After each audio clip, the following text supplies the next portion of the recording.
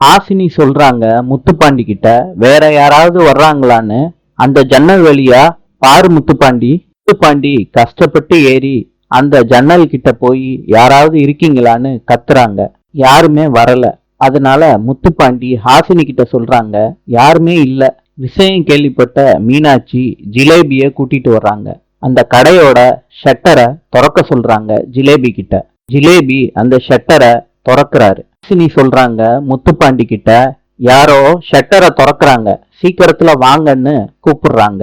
முத்துப்பாண்டி இறங்குறப்ப கீழே விழுகிறாரு. ஹாசினி தாங்கி பிடிக்கிறாங்க முத்துப்பாண்டிய.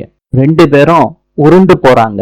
அத ஜிலேபியும் மீனாட்சியும் பாக்குறாங்க.